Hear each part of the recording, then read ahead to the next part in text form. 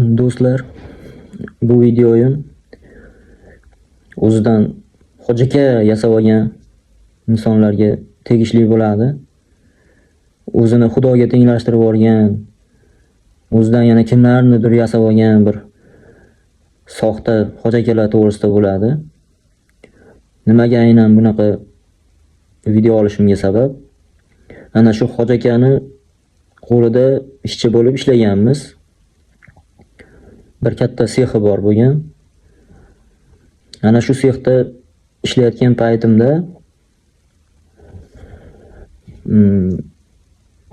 ishchilarni hojatxonasi bilan o'zlariga, hojakalarni o'zlariga alohida hojatxona qurib qo'yishgan edi. O'zlarining hojatxonasi hamma sharoiti bor. Kafel, issiq suv, sovuq suv, hamma sharoitlari bor hojatxonani o'zlari uchun qurib, ishchilar uchun hech qanaqa sharoiti yo'q bir oddiy hojatxona qurib qo'ygan. U hojatxona ham buzilib ketish arafasida turgan bo'lgan.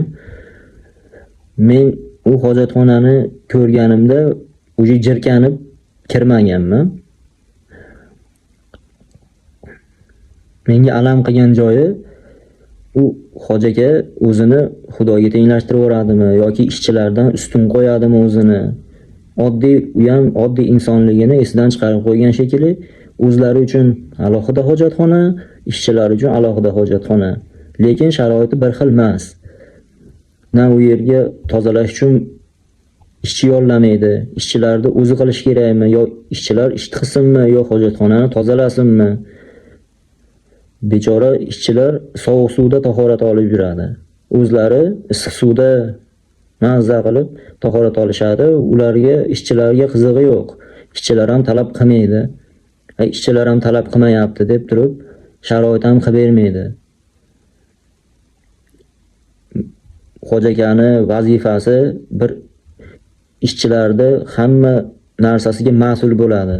Hojaka bo'lib turib, faqat ishni bajarsa bo'ldi demasdan, ishchilardan ham so'rash kerak, qanaqa sharoitda ishlashyapsan yoki tekshirish kerak, ishchiga mas'ul bo'ladi, boshliq degan.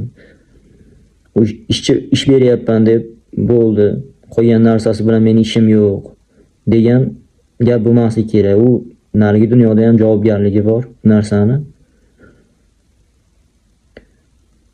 Men u hojatxonaga kirgim kelmay, mana shu hojakalarni hojatxonasiga kirsam, bir qorovul aytayapti, sen bu hojatxonaga kirishga ruxsat yo'q senga.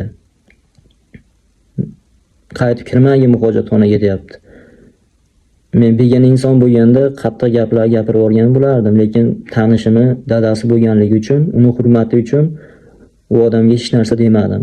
Lekin men u joyda qaytib ishlay olmadim.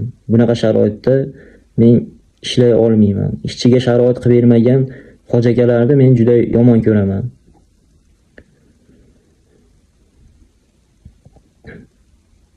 O'zini Xudoga tenglashtirib olish juda katta narsada. O'zlari qimmat santafelarni minib yursa bo'laver ekan, lekin bu ishchini hol ahvolidan xabar olish kerak emas ekan. Bu nima degan gap? Shu to'g'rimi? Musulmon inson birinchi pokizalik hojatxonadan boshlanadi. Keyin boshqa narsa bo'ladi. Hojatxonadan har xil kasalliklar yuqishi mumkin. Pokizalik birinchi o'rinda bo'ladi. Avvalo musulmon inson hojatxonasi pokiza bo'ladi. Bu hojakalarga bunaqa gaplarni gapirsangiz yoqmaydi. Biror nimani talab qilsangiz hech qachon yoqmagan, bundan keyin ham yoqmaydi. Shuning uchun bunaqa tadbirkorlarga mana shu gaplarimiz yetib borsin degan maqsadda video chiqaryapmiz. Zora bitta ikkitasi bo'lsa ham yaxshi yo'lga qaytsa, ishchilarning sharoitini yaxshilab bersa, balki oilaviy sharoitini ham bilishga majbur. Oilaviy sharoiti qanaqa bu insonda? Bu insonga, ishchiga mas'ul hisoblanadi. Ishchini sog'ligi bilan qiziqish kerak. U ishchi vaqtida ishga kelib, ishini bitirib ketsa bo'ldi. Hech qanaqa narsani talab qilmaslik kerak bular uchun. Hech qanaqa narsani talab qilmasa, oylikni ham mana o'zlari xohlagan oylikni bersa, shu oylikka rozi bo'lib yursa, bularga yoqadi.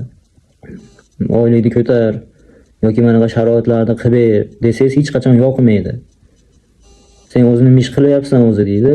Shu ishga, shu oylikka yarasha ish qilyapsan, undan oshig'ini qilmayapsan deydi. Bu yerda adolat, qani bu yerda adolat? Bu musulmonmiz deyishadi-yu, lekin pokizalikka unaqa amal qilinmaydi. Qaysi zavodga boring, qaysi metan zapravkalarga kiring, qaysi butun O'zbekistonda aylanib chiqing, hamma joyda ahvol shunaqa. Yaxshi joylar ham bor, pokiza ishxonalar ham bor, lekin bu degani butun O'zbekistonda bunaqa toza hojatxonalar bilan ta'minlab qo'yilgan joylar yo'q. Yana ko'p tadbirkorlar ishxonasiga kirsangiz sharoit qilib bermagan. Bu bor haqiqat. Hamma biladi bu narsani. Ishchilarga sharoitni qilib berish kerak. Issiq suv, sovuq suv, hamma sharoitlarni qilib berish kerak. Даже mana yaponlar, xitoylar, koreyslar, boshqa davlatdagilar mana hojatxonalarga kirsangiz havas qilasiz, lekin ular musulmon emas. Tahorat qilishni bilmaydi. Lekin hojatxonasiga kirib havas qilasiz. Lekin bizning hojatxonalar achinarli ahvolda.